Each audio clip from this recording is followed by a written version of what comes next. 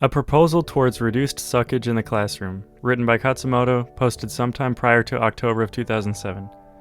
Classes suck, but could they be made to suck less? Even worthwhile? A reader named Kudo John asked me that, and I got carried away with the response, so for the purposes of easier discussion, here it is as an article. First, the question. Khatzumoto, I know that language classes are not highly regarded by you, and understandably because they often become a barrier to effective language acquisition instead of a help.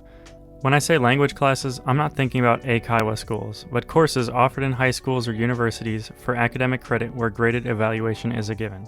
I would love to hear your thoughts on possibly how a language teacher in such a situation could teach in a way that is complementary to this approach instead of a hindrance. How could a teacher encourage and facilitate this kind of approach and still take a graded progress evaluation? Any brilliant ideas? Would love to hear your thoughts, and of course anyone else's. I haven't really been interested in making language classes better, but for what it's worth, here's my response. Wow, that's a really good and really constructive question. I've spent so long either ignoring classes altogether or talking about how they suck that I haven't given much thought to how they might be made to work. As I see it, language is a very all-encompassing thing. Virtually anything and everything could constitute language practice.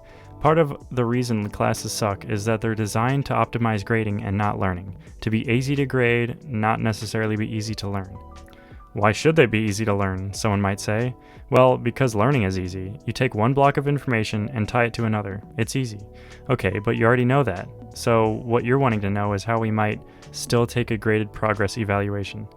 I think something that takes the SRS into account could be key. The teacher could take a student's SRS database and randomly select questions from it to produce a test. The random selection could bias towards older information that's been reviewed a lot, which is even more interesting because it's older information that usually trips up students.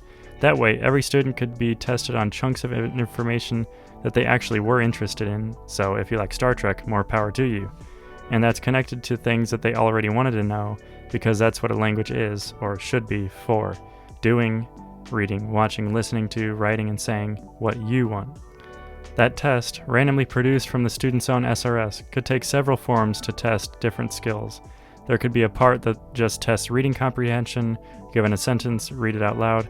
Another part that tests listening comprehension, teacher dictates the sentence to you from your own SRS collection, and you have to write it down.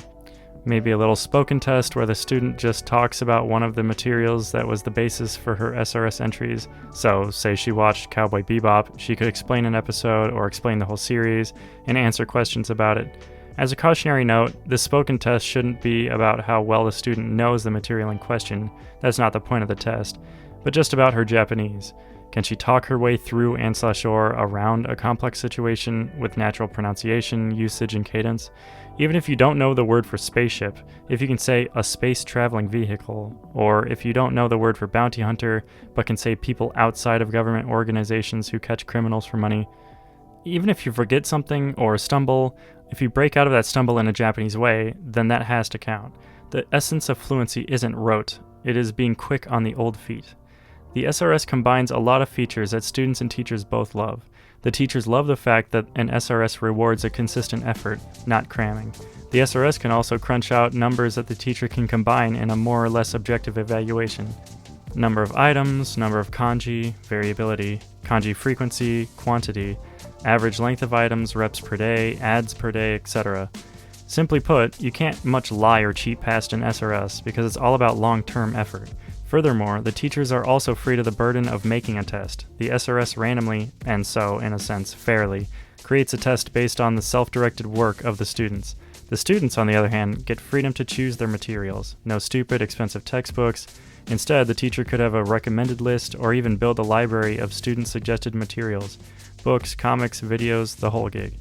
It's the 21st century. People have access to information, to use a hackneyed phrase, at their fingertips. You don't need a textbook, and you don't need a teacher to give you information. You don't need a supervisor sternly watching over you with a carrot and a stick, but a consulate, someone who can tell you all the things you can't look up, someone to advise you on methods, someone to encourage you when you're down. This is the kind of teacher that is appropriate to the situation we live in now. The teacher need not teach, the students can teach themselves.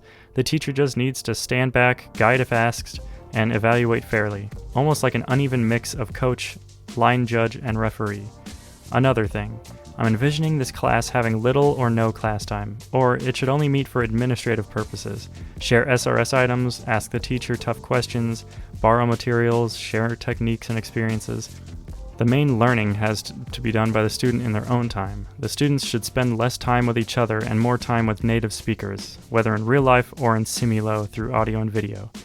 I think that one should always try to be outnumbered by native speakers. In my experience, anyone who thinks that class time, an hour every weekday with 20 other people who have no clue and one person who doesn't care, to be fair, they may not have enough time to care, is going to lead to real language proficiency is kidding themselves. Anyway, thank you so much for that question. If you or anyone else have something that comes to mind, please feel free to add.